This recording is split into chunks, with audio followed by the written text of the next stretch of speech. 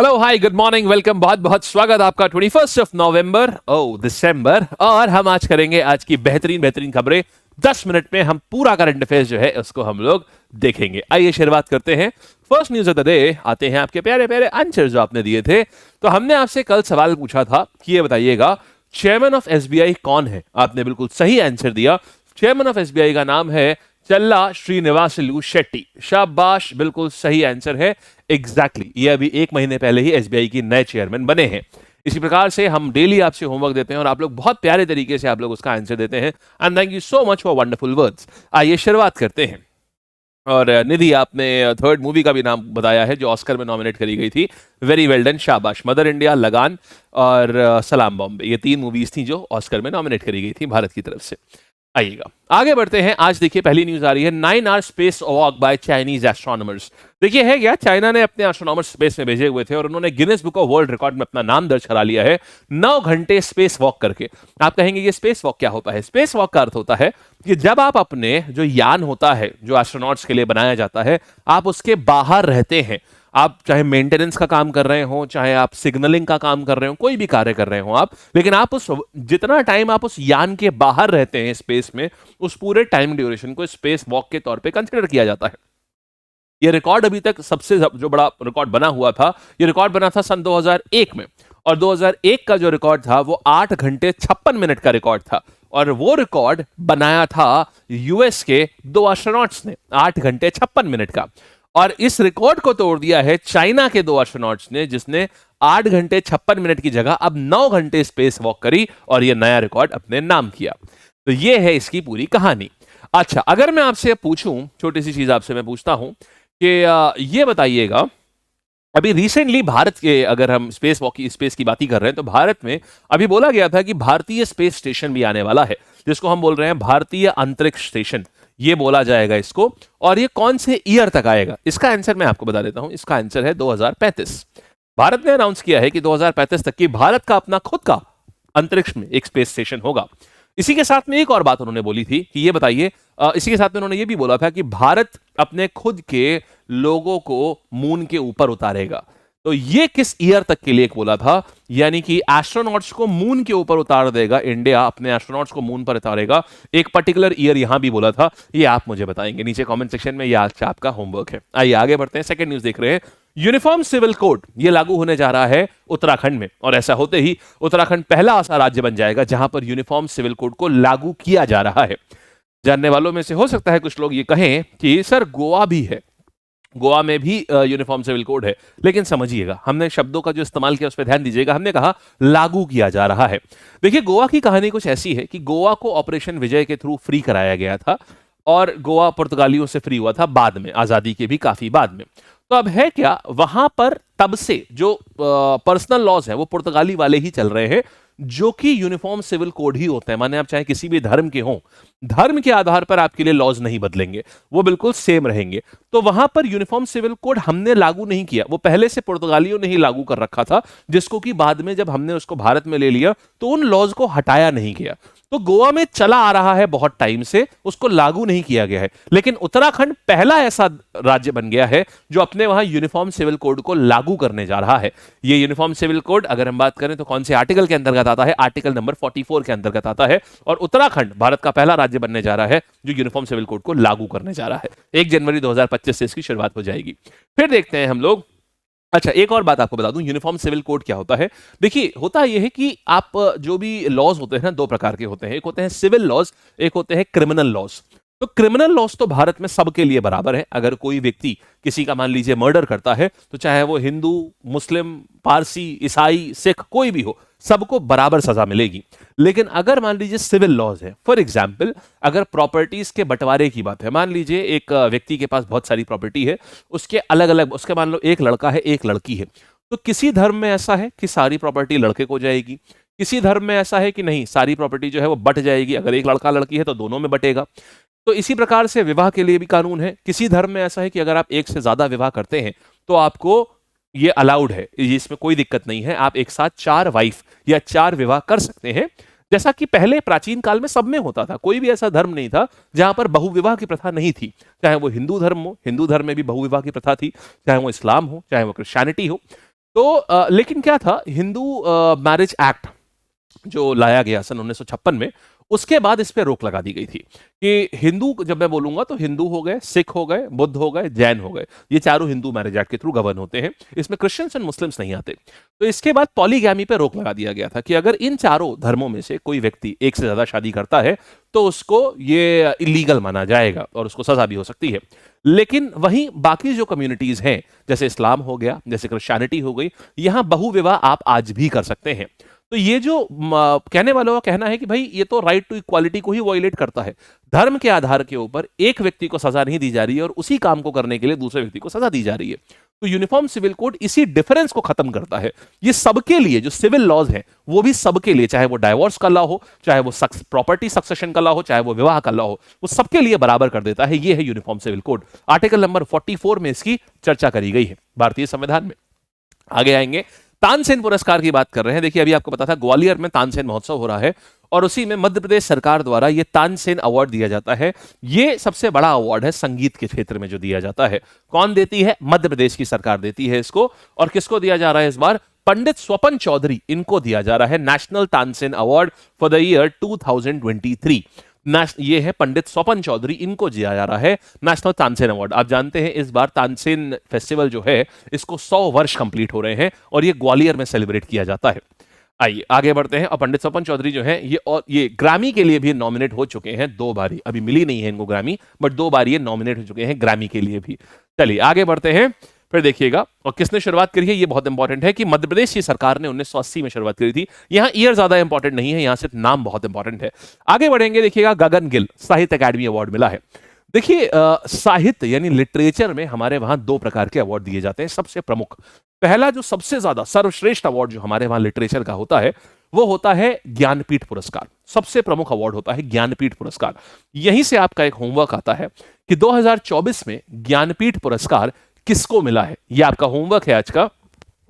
2024 में ज्ञानपीठ पुरस्कार जो है ये किसको मिला है, ये आपका होमवर्क दे रहा हूं।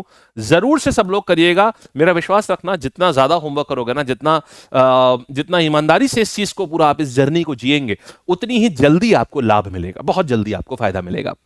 तो ये 2024 में ज्ञानपीठ पुरस्कार हो गया। अच्छा, तो गगन, इसके बाद कौन सा पुरस्कार आता है ज्ञानपीठ के बाद? सेकंड हाईएस्ट लिटरेरी अवार्ड जो होता है वो होता है आपका साहित्य अकादमी अवार्ड।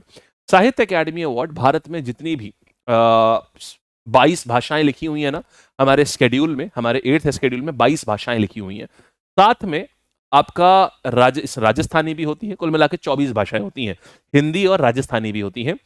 तो कुल मिला के 24 भाषाओं में यह अवार्ड दिया जाता है, साहित्य अकादमी अवार्ड। इसका मतलब होता है कि आप हर भाषा में, हर भाषा को प्रमोट करने के लिए, कि अगर हर भाषा में लोग नॉवेल लिखेंगे, साहित्य लिखेंगे, तो भाषा अपने आप प्रमोट होगी। तो ज्यादा से ज्यादा लोग इन 22 की 22 भाषाओं में लिखें। इनफैक्ट 24 होती हैं, राजस्थानी और अंग्रेजी और हिंदी भी है इसमें।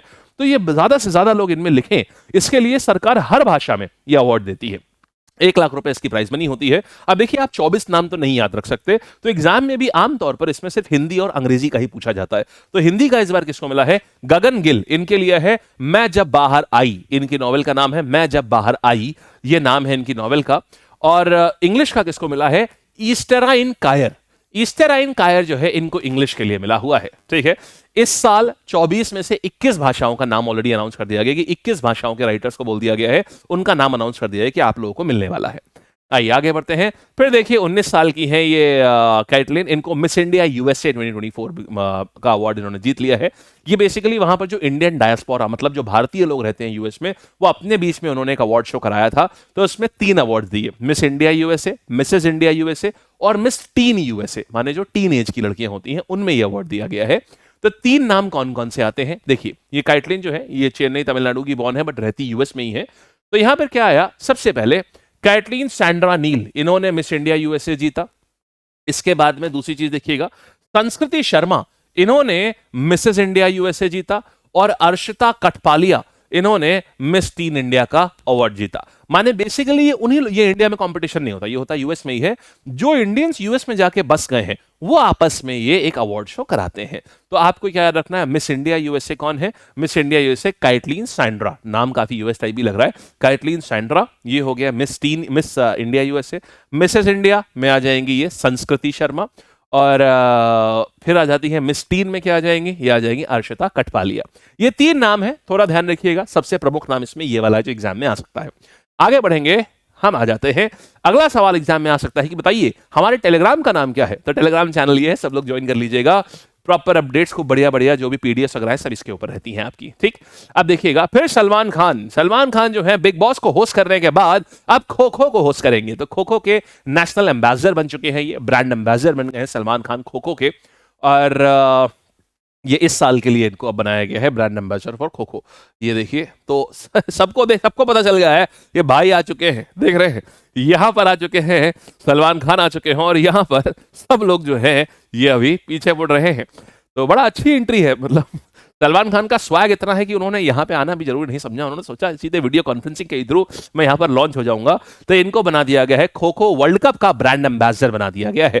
खो खो का वर्ल्ड कप 2025 में भारत में होने वाला है, और पहली बार ऐसा है कि खो खो का वर्ल्ड कप भारत में हो रहा है। 2025 में ये वर्ल्ड कप होगा, ये हमने आपको पहले भी पढ़ाया था हमने आपको ये। चलिए, तो खो खो वर्ल्ड कप कब होने जा रहा है, 2025 में होगा खो खो वर्ल्ड कप।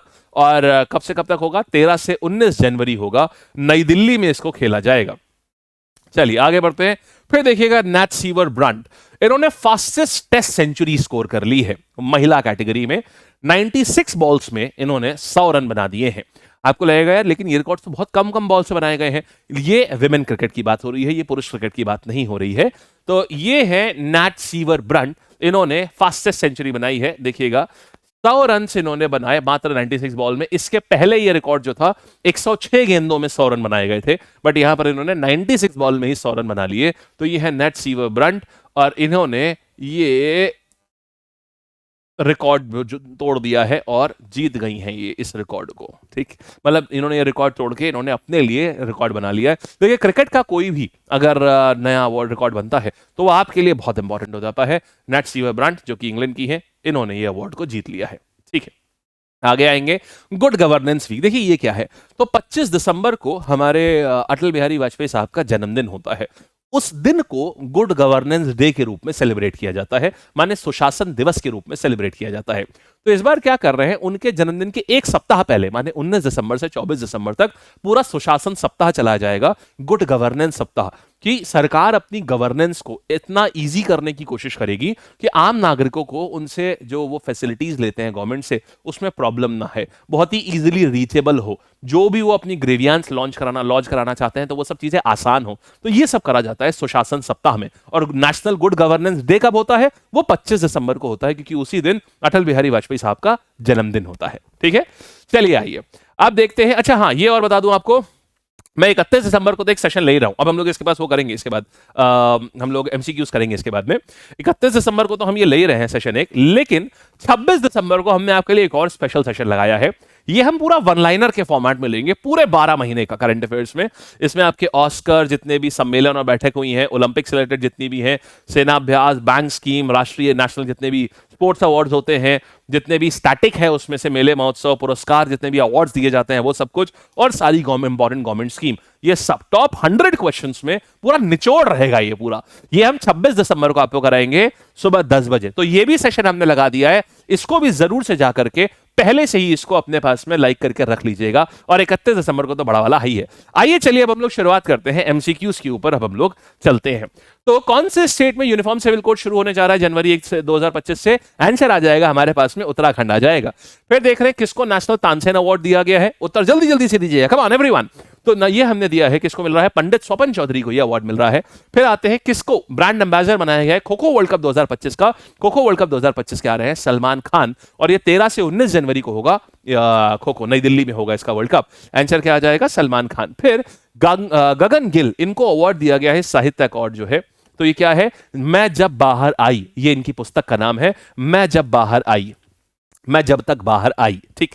फिर आगे बढ़ते हैं, किसने मिस इंडिया यूएसए का टाइटल किसने जीता है? संस्कृति शर्मा मिसेस इंडिया का जीता है, अक्षता कटपालिया मिस टीन यूएस इंडिया का जीता है, और कैटलीन सैंड्रा नील इन्होंने जीता है मिस इंडिया यूएसए का अवार्ड। नेक्स्ट पर आते हैं, Who scored the fastest century in women's test cricket? किसने फास्टेस्ट सेंचुरी किसने जीती है? तो ये आ जाएंगी नेट सीवर ब्रंट, 96 बॉल्स पे 100 रन बनाए इन्होंने, इन्होंने एक बड़ा काम किया है, इन्होंने हिस्ट्री क्रिएट करी है महिला क्रिकेट में। आगे बढ़ते हैं। गुड गवर्नेंस डे हम लोग कब सेलिब्रेट करते हैं? तो ये हम लोग क्विक कम ऑन आंसर्स, ये हम लोग 25 दिसंबर को सेलिब्रेट करते हैं। और अभी उसके पहले 1924 सुशासन सप्ताह चल रहा है। कौन से साल में साहित्य अकादमी अवार्ड की शुरुआत करी गई थी? तो साहित्य अकादमी अवार्ड की शुरुआत 1954 में करी गई थी, 1954 में स्टार्ट करी गई थी। इस बार 21 लोगों को दिया गया है साहित्य अकादमी अवार्ड। फिर बात करेंगे author of the book spirit nights, मैंने आपको बताया हिंदी और इंग्लिश इन दो में दिया गया है। तो जो इंग्लिश के ऑथर हैं उनका नाम क्या है? उनका नाम है ईस्टराइन कायर, और ये इन्होंने इन्हीं की किताब है स्पिरिट नाइट, ये आ जाता है ईस्टराइन कायर। इनको इंग्लिश का साहित्य अकादमी अवार्ड इस बार का दिया गया है। फिर देखेंगे तानसेन सम्मान कौन से राज्य द्वारा दिया जाता है? तानसेन सम्मान है जो हमारे मध्य प्रदेश द्वारा दिया जाता है। ठीक है जी, चलिए that's it for the day guys, that's it. चलो चलते हैं, बाय करते हैं। अब मिलेंगे सुबह सुबह 10 बजे, हमारा जो फाउंडेशन चलता है ना, देखो, और प्रॉपर इसको ना सब बैच अटेंड किया करो। सुबह 9 बजे पहले ये, फिर 10 बजे हमारे साथ में, बेहतरीन मजा आएगा। And do subscribe to the channel, जितने भी लोग हैं सब सब्सक्राइब करिए, गोल्डन कंटेंट रहता है यहाँ पर। अगर आपने लग के 6 महीने भी फॉलो कर लिया ना सिर्फ चैनल तो भी समझ लीजिए नौकरी लग गई आपकी। इतना गोल्ड कंटेंट रहता है यहाँ पर। दैट इंग्लिश 11 एंड रीजनिंग आपकी 12। So this is how the entire schedule is. Alright, चलिए अच्छा गाइस, तो bye bye, tata, take care, मस्त रहिए, जबरदस्त रहिए, ऐसे ही हंसते खेलते कूदते रहिए। एंड नीचे कमेंट सेक्शन में होमवर्क जरूर करिएगा, ठीक है? इसके बाद बरखा मैम का द हिंदू आएगा, उसको एंजॉय करिए। Thank you, bye bye.